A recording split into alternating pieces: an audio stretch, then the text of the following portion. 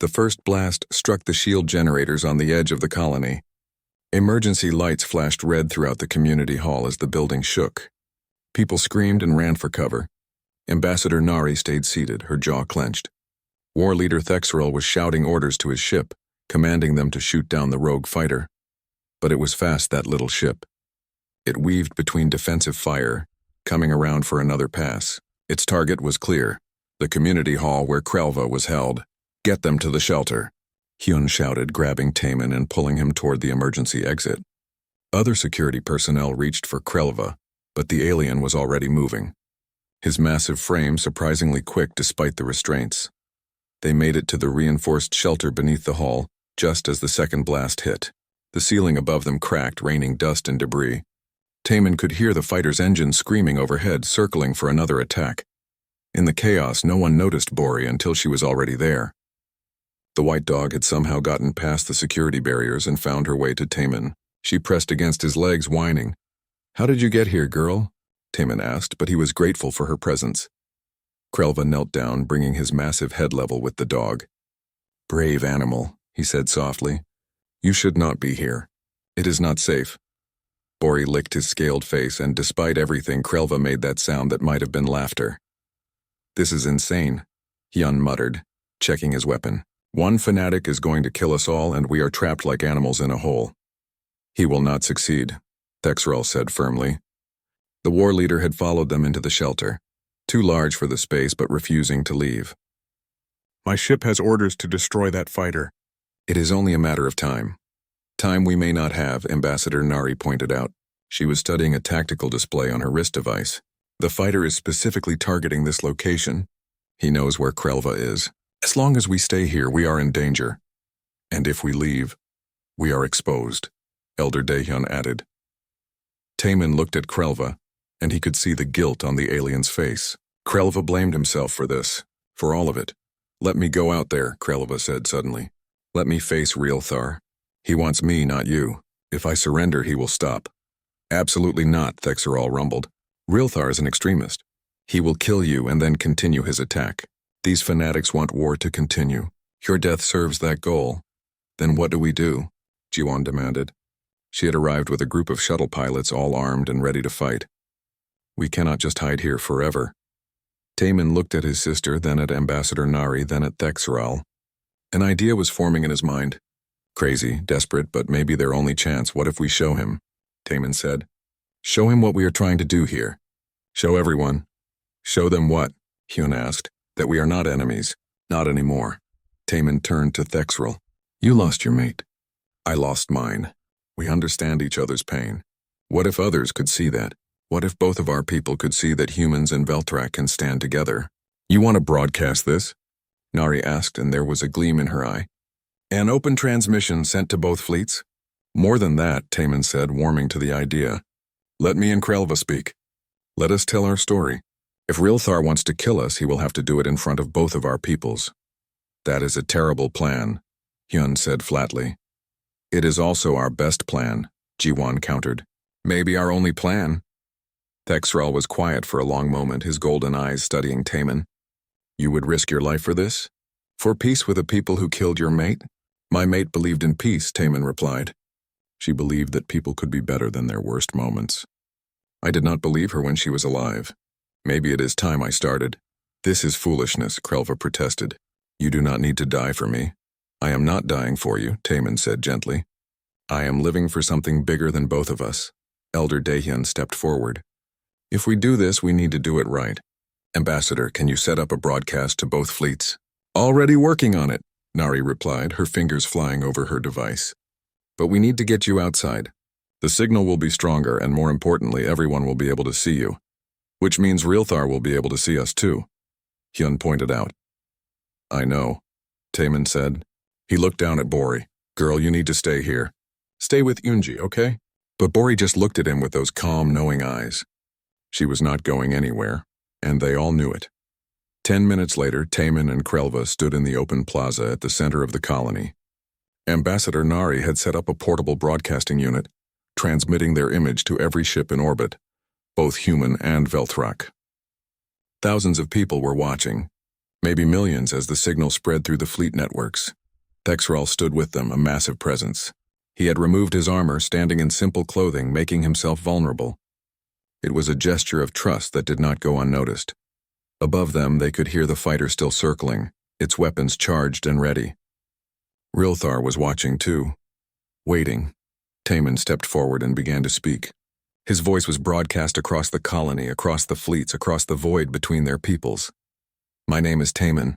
3 years ago, I lost my wife to a Veltrak attack. Her name was Mira. She was a teacher. She loved children and believed in peace even when war surrounded us. When she died, I thought my life was over. I thought there was nothing left but grief and anger. He gestured to Krelva. Then my dog found this alien in the forest. He was dying. I could have let him die. Part of me wanted to. But my dog did not see an enemy. She saw someone who needed help. And because of her, I chose mercy over revenge. Krelva stepped forward, his forearms spread in a gesture of openness. I am Krelva. I was a farmer before I was a soldier. I did not want to fight, but my people are dying. Our sun is failing. We came to human space not to conquer, but to survive. That does not excuse the deaths we caused. It does not make the pain we inflicted right, but perhaps it makes us understand each other. Thexrel's deep voice joined theirs. I am War Leader Thexrel. I have fought humans for 15 years. I have killed many of them, and many of my people have died to human weapons. 5 years ago, I lost my mate to an orbital strike. Her name was Silvara. She was a teacher like Taman's mate. When I learned this, I realized something. We are not so different, humans and Veltrak. We both love, we both lose, we both grieve. Taman took a deep breath and continued. This war has taken so much from both sides. But what if it could give us something too? What if it could teach us that we are stronger together than apart? Krelva and I, we should be enemies. Instead, we are friends. That should not be possible. But it is. And if it is possible for us, Krelva added, then it is possible for all of us. For a moment, there was only silence. The fighter overhead had stopped circling. Then Rilthar's voice came over the communication channel, harsh and angry. Lies. All of it lies. Krelva is a traitor and these humans are weak. They want peace because they are losing. We cannot trust them. Then do not trust me, Taman said, looking up at the sky where he knew the fighter was. Trust what you see. Look at me standing here with Krelva, with Thexrel. 3 people who should hate each other. 3 people who have every reason to want each other dead. But we are standing together. That is not weakness. That is courage. And if you want to stop this, Krelva said, his voice steady. If you want to kill us and continue the war, then do it now, in front of everyone. Let them see what your precious war really looks like. Another long silence. Then the fighter's engines roared to life. It was coming in fast, weapons hot. The people watching in the shelter screamed. Jiwon started to run toward her brother, but Hyun held her back. Taman stood his ground. Krelva moved to shield him, but Taman stepped around the alien.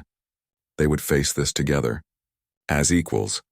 Bori, who had refused to stay behind, positioned herself between them and the approaching fighter. The white dog barked once, sharp and clear. Then something amazing happened. War Leader Thexrel stepped forward, placing himself directly in front of Taman and Krelva. The massive Veltrak spread all 4 of his arms wide, making himself the largest possible target. If you want them, Thexrel said, his voice broadcast to both fleets, you go through me first. A war leader of the Veltrak Empire. I stand with them. I choose peace. The fighter was seconds away, its weapons aimed and ready to fire. Taman could see the blast building, the energy gathering. This was it. This was how it would end. But then, from the Velthrak cruiser above, something happened. Energy beams lanced out, precise and controlled. They struck the fighter's engines, not destroying it, but disabling it. The small ship spiraled out of control, crashing into the empty fields beyond the colony. Emergency systems kicked in automatically, protecting the pilot but ending his attack. Thexrel's voice came over the communication channel, strong and certain.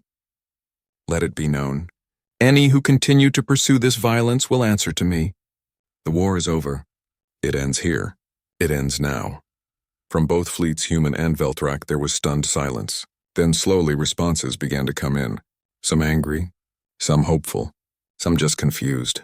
But the shooting had stopped. For the first time in 15 years, both sides had chosen not to fire. In the plaza, Taman's legs gave out. The morning came too quickly. Taman barely slept, and when the sun rose, he found himself staring at the message he had written. His finger hovered over the send button. Once he pressed it, there would be no going back. Jiwan put her hand on his shoulder. "Are you sure about this?" "No," Taman admitted. "But I am sure about doing nothing. That will definitely end badly." He pressed the button. The message went out to every screen in the colony. Within minutes, his communication device was flooded with responses. Some people called him a traitor. Others called him brave. Most just called him crazy. Elder Daehyun contacted him directly. "What have you done?" The old man's voice was tired, not angry. "I am coming to your farm. Do not do anything else foolish until I arrive." An hour later, the elder's vehicle pulled up, followed by 3 more cars. Security Chief Hyun stepped out first, his hand on his weapon. Behind him came several other colony leaders and, surprisingly, about 20 regular citizens. "Where is he?" Hyun demanded. Taman led them to the barn. Krelva stood in the center, all 4 arms visible, making no attempt to hide. Bori sat beside him, calm and watchful. The crowd gasped when they saw the alien. Several people pulled out weapons. Hyun raised his stunner, but Elder Daehyun held up his hand. "Wait," the elder said. "Let him speak." Krelva looked at the crowd of humans, and Taman could see the fear in those golden eyes. But the alien's voice was steady when he spoke. "My name is Krelva. I was a soldier, but before that I was a farmer. Like Taman." He gestured to the fields around them. "I refuse to kill your civilians. My commanders ordered me to fire on a transport ship carrying families. Children. I could not do it. So I ran. Why should we believe you?" Someone shouted from the crowd. "You should not," Krelva replied simply. "You do not know me. All you know is that my people have killed yours. That is fair. But I ask you to believe Taman. He saved my life when he could have killed me. He saw me as a person, not just an enemy. That is more than I expected from humans, more than I had any right to hope for." A woman stepped forward from the crowd. Taman recognized her as Sunhee, who had lost her husband in the same attack that killed Mirai. "My husband died because of your people," she said, her voice shaking. "Why should I care if you live or die?" Krelva met her eyes. "You should not. Your pain is real. Your anger is deserved. If my death would bring your husband back, I would offer it gladly. But it will not. His death was a tragedy. Mine would just be another. When does it end?" Sunhee stared at him, tears streaming down her face. Then, to everyone's shock, she turned and walked away without another word. The discussion went on for hours. Some people wanted Krelva executed immediately. Others argued that he deserved asylum. A few brave souls even suggested that his story could be the beginning of something bigger than all of them. But the debate became irrelevant when a new message came from the Velthrak ship. They had intercepted Taman's broadcast. They knew exactly where Krelva was. They gave the colony 1 hour to hand him over, or they would begin orbital strikes. The crowd exploded into panic. People shouted over each other, some demanding they give up the alien immediately, others calling for evacuation. "Enough," Elder Daehyun's voice cut through the chaos. "We will not make decisions in fear. Hyun, take Krelva into custody. Taman, you as well." "Elder, please," Taman began. "I am sorry, my boy, but you harbored an enemy combatant. There will be consequences." The old man's eyes were kind but firm. "However, those consequences will wait until we survive the next hour." Hyun's team moved in, binding Krelva's 4 arms with heavy restraints.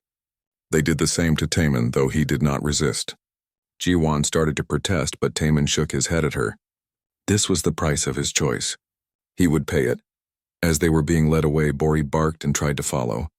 Yoonji grabbed the dog's collar, holding her back. "It will be okay, Bori," the little girl said, though tears ran down her cheeks. "Uncle will come back." They were taken to the colony's security center, a small building with holding cells in the basement. Taman was put in one cell, Krelva in another. Through the bars, they could see each other.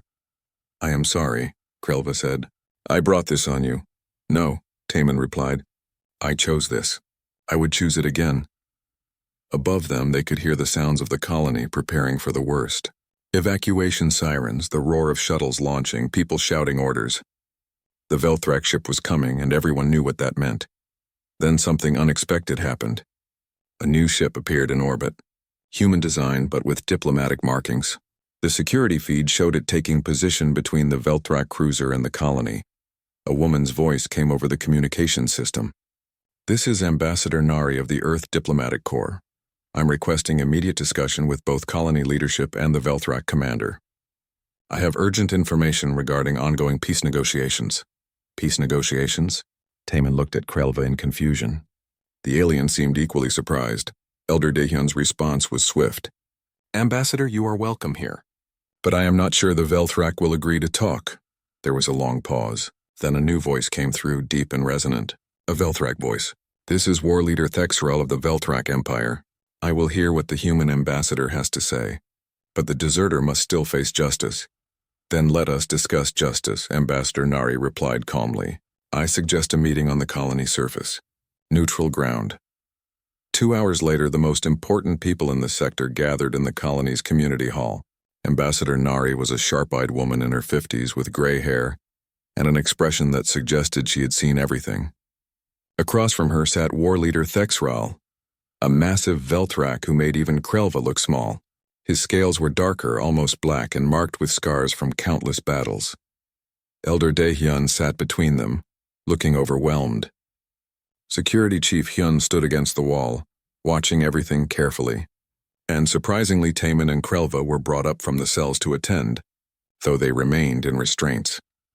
Earth Command and moderate factions within the Velthrak Empire have been in secret negotiations for 6 months. Ambassador Nari began without preamble. "Both sides are exhausted.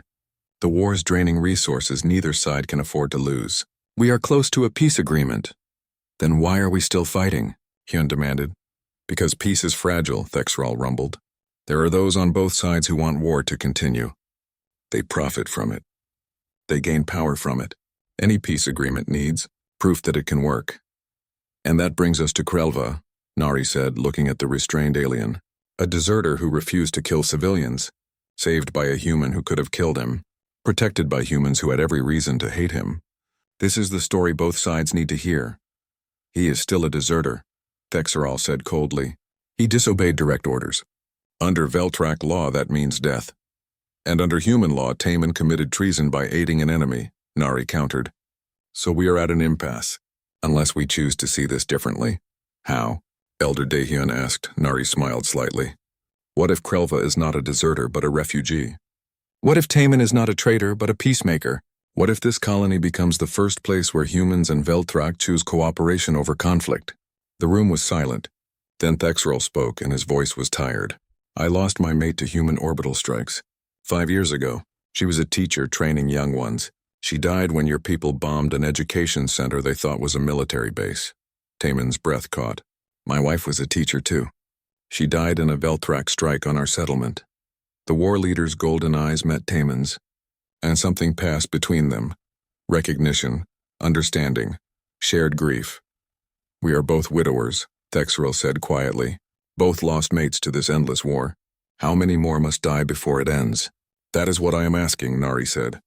"This could be the beginning. One human and one Velthrak choosing peace. It is not much, but it is a start." But before anyone could respond, alarms began blaring. Someone ran into the hall, breathless. "There is another ship. Velthrak design, smaller. It is on an attack vector." On the screens they could see it. A small fighter breaking away from the cruiser, weapons charging. It was heading straight for the colony. Thexral roared something in his own language and contacted his ship. "Stand down. I did not authorize this." But the fighter did not stop. Over the communications channel, a new Velthrak voice spoke. "I am Rilthar, Blade of the Pure. The deserter must die. The humans who protect him must die. This weakness ends now." The fighter opened fire. The next 3 weeks were the strangest of Taman's life. By day he maintained the appearance of a normal farmer. By night he and Krelva worked together, preparing the fields for the next planting season. Jiwan visited every few days, bringing supplies and news from the colony. The news was never good. Security Chief Hyun had become obsessed with finding the escaped Velthrak. He had teams searching every farm, every building in the sector. It was only a matter of time before they reached Taman's land. But something else was happening too. Taman was learning about Krelva's people, and what he learned shook everything he thought he knew about the enemy. One evening, as they worked in the barn, Krelva showed Taman images on a small device he had saved from his escape pod. The images showed a world very different from Earth. Purple skies, crystalline mountains, and vast farms that stretched to the horizon. My home world, Velthar, Krelva explained. We were farmers for 10,000 years. Peaceful people. We grew food, made art, raised families. Then our sun began to die. Taman looked at the images of alien children playing in fields of strange, glowing plants. They looked happy, normal. Your sun is dying? Yes, scientists say we have maybe 50 years before our world becomes too cold. We need new planets, new homes. That is why we came to your space. Krelva's golden eyes were sad. We did not want war. We wanted to ask for help. But there was miscommunication, fear on both sides. Then fighting started and it never stopped. You are saying this entire war is a mistake? Not mistake, tragedy. Krelva made a gesture with his 4 arms that might have been a shrug. Your people saw invasion. My people saw desperation. Both sides are right. Both sides are wrong. That conversation kept Taman awake that night. He had spent 3 years hating the Velthrak, blaming them for Mirai's death. But what if the aliens who killed her were just as scared and desperate as Krelva? What if they were fathers and mothers fighting to save their children from a dying world? It did not make Mirai's death right. It did not erase his pain. But it made the enemy seem less like monsters and more like people trapped in an impossible situation. The breakthrough came a week later, when Jiwan brought her daughter Yunji to the farm. The 8-year-old girl was supposed to stay in the house while the adults talked, but Yunji had never been good at following rules. She wandered into the barn looking for Bori. What she found was Krelva, sitting in a corner and carving something from wood with surprisingly delicate movements. Taman's heart stopped when he heard Yunji's voice. Wow, you are really big. He ran into the barn expecting to find his niece terrified, maybe screaming. Instead, she was standing right in front of Krelva, staring up at the massive alien with pure curiosity. Yunji, get back, Taman shouted, but the little girl ignored him. What are you making? She asked Krelva. The alien looked at the child, then at Taman, then back at the child. Slowly, he held out the wooden carving. It was a small animal, something like a rabbit but with 6 legs and antennae. For my nephew, Krelva said softly. He is your age. I miss him very much. Yunji took the carving carefully, turning it over in her hands. It is beautiful. You must love him a lot. I do. My uncle says you are from space.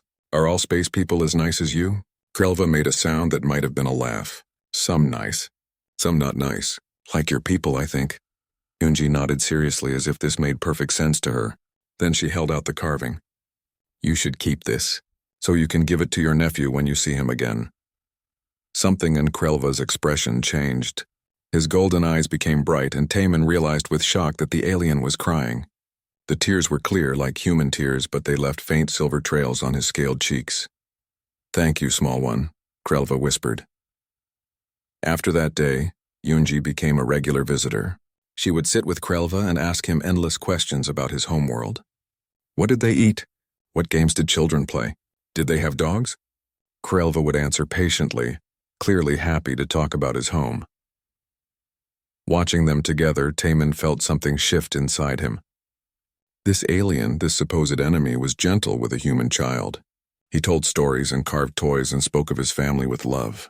How could he be a monster? But the universe did not care about these small moments of understanding. 12 days after Yunji met Krelva, everything started to fall apart. It began with a ship appearing in orbit, not a human ship but a Velthrak cruiser. It took up position directly above the colony and sent a message to the surface. They were looking for a deserter. They had tracked his escape pod to this area. They demanded the colony's cooperation in finding him. Elder Daehyun, the colony leader, called an emergency meeting. Everyone gathered in the community hall, afraid and angry. The Velthrak had not come this close to the colony in months. Now they were right above them, threatening. Taman attended the meeting, his stomach twisted in knots. He sat next to Jiwan, who looked equally worried. We should tell them we do not have their deserter, someone shouted. Send them away. And if they do not believe us? Elder Daehyun replied. He was an old man with silver hair and a face lined by years of worry. They have enough firepower to destroy this entire colony. We need to be careful. Security Chief Hyun stood up. He was a stern man with short hair and cold eyes. We should search every building, every farm. If this deserter is here, we find him and hand him over. Better one alien dead than all of us. We do not even know if he is here, Jiwan argued. Why should we waste time on a search when we could be preparing our defenses? Because if they think we are hiding him, they will assume we are protecting him, Hyun shot back. That makes us combatants. Is that what you want? The argument went on for hours. Taemin said nothing, but inside he was screaming. What could he do? If he revealed Krelva, the Velthrak would execute him. They had said as much in their message. Deserters were traitors, and traitors died. But if he kept hiding Krelva and the Velthrak found out, they might kill everyone in the colony as punishment. When the meeting finally ended, no decision had been made. Elder Daehyun promised to contact the Velthrak ship in the morning with a response. That gave Taemin one night to figure out what to do. He drove home in silence, Jiwan following in her shuttle. When they reached the farm, they found Krelva waiting in the barn. The alien had heard the news somehow. Maybe he had been monitoring communications. I will turn myself in, Krelva said immediately. I will not let humans die for me. No, Taemin said firmly. There has to be another way. There is not. You know this. Krelva looked at him with those golden eyes. You saved my life, Taemin. You showed me kindness when you could have shown hate. That is enough. That is more than I deserved. Stop talking like you are already dead, Jiwan snapped. We need to think. But what was there to think about? The Velthrak had them trapped. Either they gave up Krelva, or they risked everyone in the colony. Yoonji, who had been playing with Bori in the corner, suddenly spoke up. Uncle Taemin, why do the space people want to hurt Krelva? He is nice. Because he refused to hurt others, Taemin explained gently. His leaders think that makes him a traitor. But that is silly, Yoonji said with the simple logic of a child. Being nice should not be punished. Taemin looked at his niece, then at Krelva, then at his sister. Something clicked in his mind. An idea, crazy and desperate, but maybe their only chance. What if we tell everyone? He said slowly. What if we tell the whole colony about Krelva? Not just that he is here, but who he is. What he did. Why he deserted. They will call for his execution, Hyun warned. Maybe. Or maybe they will see what we see. A person who chose peace over violence. Someone who risked everything rather than kill innocents. Taemin looked at Krelva. Your people need to hear that too. They need to know that some humans chose to help you instead of kill you. This is insane, Jiwan muttered. But she was smiling slightly. It might work. Krelva shook his head. It is too dangerous. For all of you. Everything is dangerous now, Taemin replied. But doing nothing is most dangerous of all. Mirai used to say that sometimes you have to trust in the goodness of people. Maybe it is time we did that. The alien was quiet for a long moment. Then he nodded. If you believe this can work, I will trust you. You have given me no reason to doubt. That night, Taemin prepared a message. It would be broadcast to the entire colony in the morning. In it, he would tell the truth about everything. About finding Krelva, about saving him. About learning that the enemy was not so different from them after all.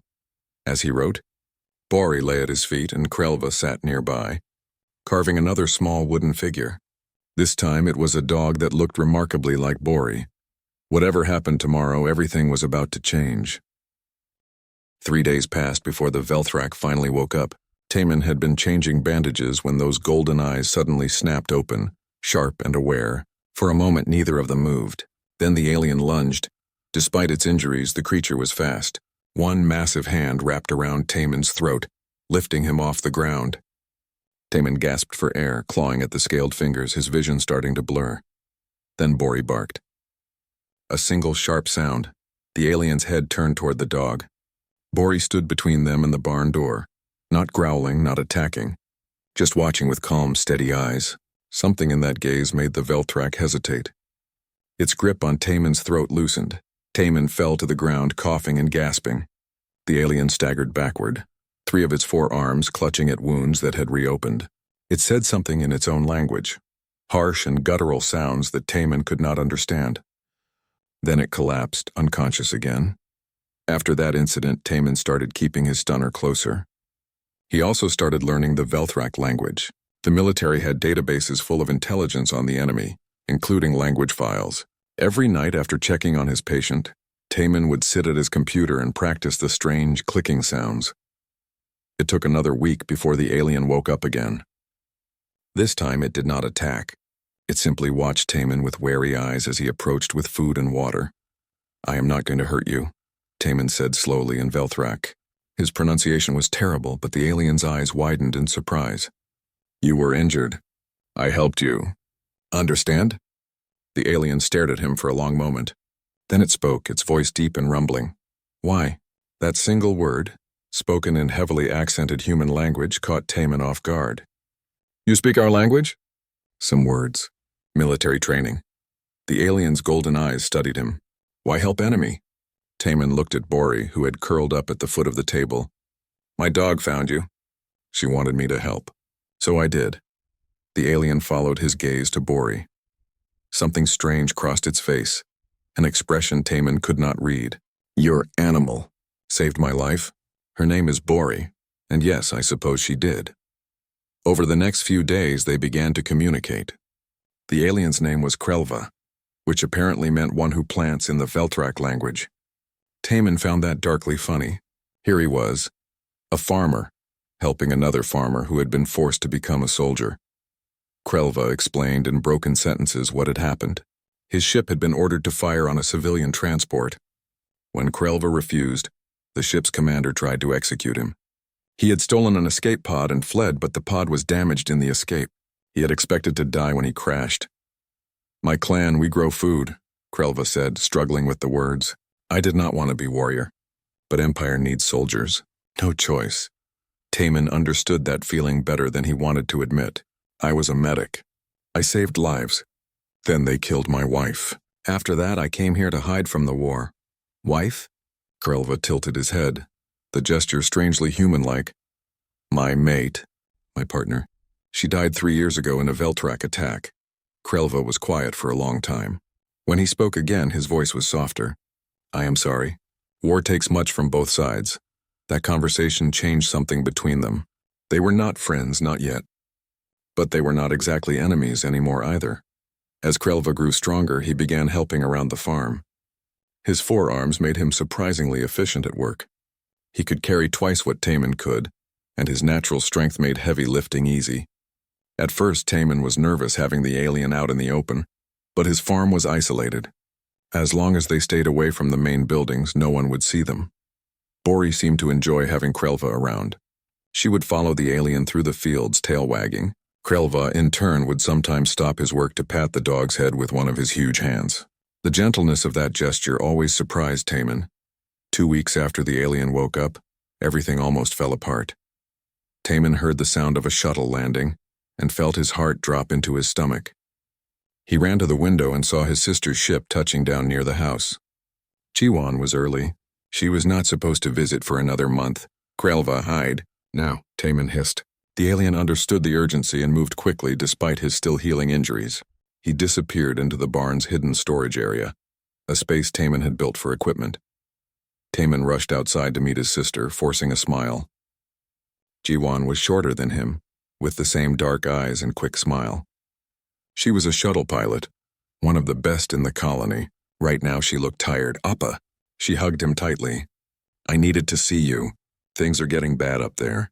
The Velthrak are increasing their patrols. Everyone is on edge." "Come inside, I will make tea," Taman said, trying to guide her away from the barn. But Bori had other ideas. The dog ran toward the barn, barking. "What is wrong with Bori?" Jiwan asked, following the dog. "She probably found a rat or something. You know how she gets."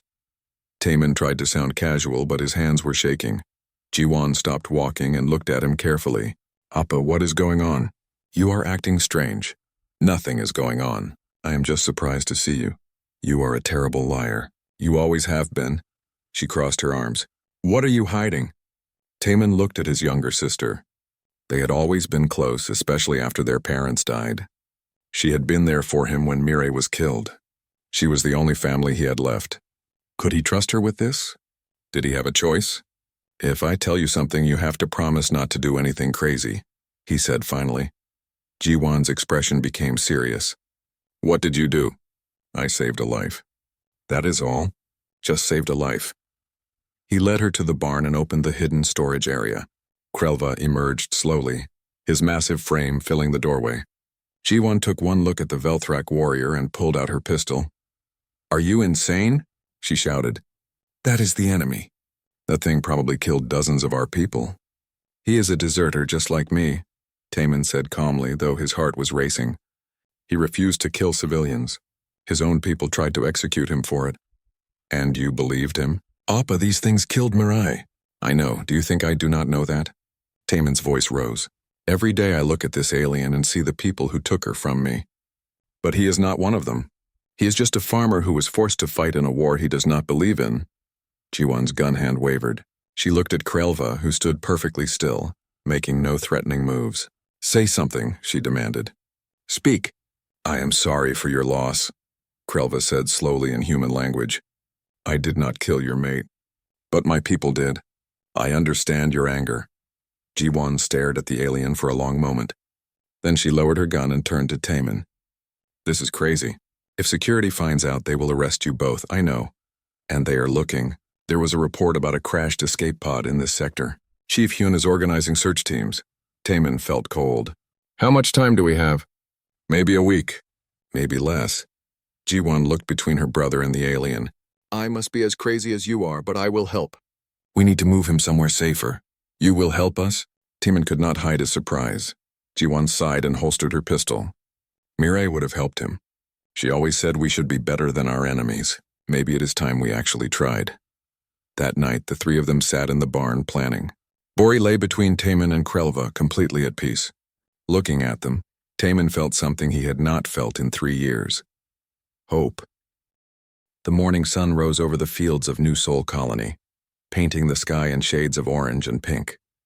Taemin stood on his porch, coffee cup in hand, watching the light spread across his farm. The land was quiet, peaceful even. It was hard to believe that somewhere above those clouds, a war still raged between humanity and the Velthrak Empire. Taemin preferred not to think about the war. He had seen enough of it during his 5 years as a combat medic. That was before everything changed. Before he lost Mirai. "Bori! Come here, girl," he called out to his dog. The white Jindo was somewhere in the fields, probably chasing rabbits again. But this morning, something felt different. Bori appeared at the edge of the tree line, but she did not run to him as she usually did. Instead, she barked. Sharp, urgent barks that made the hair on Taemin's neck stand up. He knew that bark. It was the same sound she made 3 years ago when she tried to warn them about the incoming strike. The same bark that came too late to save Mirai. What is it? Taemin set down his cup and walked toward the dog. Bori barked again and turned, running a few steps before stopping to look back at him. She wanted him to follow. Taemin's hand instinctively went to his hip where he used to keep his service pistol. These days, he only carried a small stunner for wild animals. He grabbed it from inside the house and followed Bori into the forest that bordered his property. The dog led him deeper into the woods, moving with purpose. Taemin's boots crunched on fallen leaves and broken branches. Something had crashed through here recently. He could see the torn bark on trees, the disturbed earth. His heart began to beat faster, then he saw it. An escape pod, half buried in the ground, still smoking. The metal was scorched black, and the strange symbols on its side made his blood run cold. Velthrak design. An enemy craft right here on his land. "Get back, Bori," he whispered, raising his stunner. But the dog ignored him. She walked right up to the damaged pod and whined, scratching at the partially open hatch. Taemin approached carefully. Through the gap in the hatch, he could see movement. Something alive was inside. He used his boot to kick the hatch wider, stunner ready to fire. Inside lay a Velthrak warrior, and it was dying. The creature was massive, easily 7 feet tall, even curled up in the cramped pod. Its skin was a deep gray-blue color, covered in scales that looked like they had been designed for battle. But right now, those scales were cracked and bleeding. One of its 4 arms hung at an impossible angle. Purple blood pooled beneath it. Taemin stared at the alien, and all he could feel was rage. These things had killed his wife. These monsters had dropped bombs from orbit on civilian settlements. On his home. On Mirai. His finger tightened on the stunner's trigger. It would be so easy. One shot and this thing would be dead. No one would ever know. Just another casualty of war. But Bori whined again. The dog actually climbed into the pod and pressed her nose against the alien's face. The Velthrak's eyes flickered open for just a moment, large golden eyes that showed pain and fear. Then they closed again. "Bori, get out of there," Taman said, but his voice had lost its edge. He looked at the dying creature and something shifted inside him. This was not a warrior. This was a patient. Someone who needed help. He remembered Mirai's words, spoken so many times during their arguments about the war. "We don't get to choose who deserves mercy, Taman. That's what makes it mercy." She had been a teacher, his Mirai. She had taught young children about kindness and compassion. Even when the war came to their doorstep, even when she was afraid, she never stopped believing that there was good in the universe. Taman closed his eyes and took a deep breath. When he opened them again, he had made his decision. "All right," he said to Bori. "All right, we'll help it." Getting the Veltrak out of the pod was not easy. The creature was heavy, even with most of its weight being muscle rather than fat. Taman had to fashion a makeshift stretcher from the pod's emergency supplies and drag it through the forest. Bori walked beside them the entire way, as if standing guard.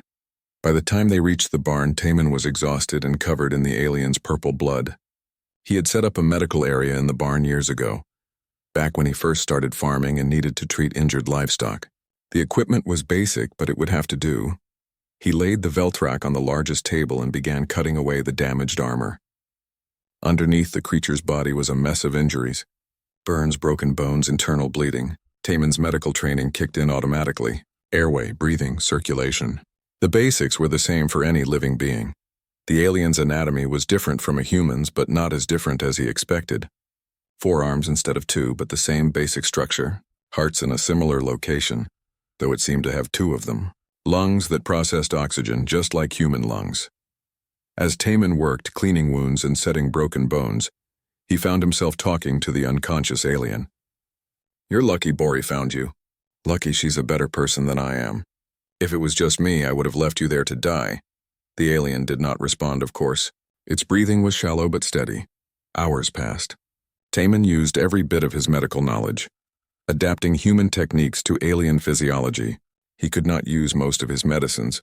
He had no idea if they would help or poison the creature.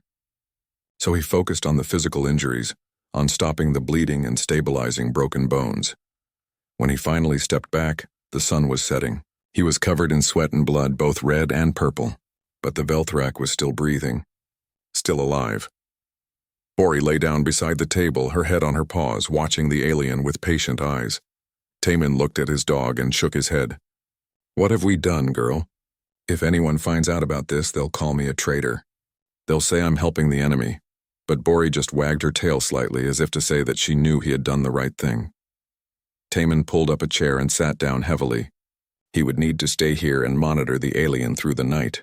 If it woke up, if it became violent, he would need to be ready. He looked at the creature's face, peaceful now in unconsciousness. It looked less like a monster and more like someone who had been through hell. "Why were you running?" Taman asked quietly. "What happened up there that made you crash down here?" The alien did not answer, but Taman knew that when it woke up, everything would change. For better or worse, his quiet life on the farm was over.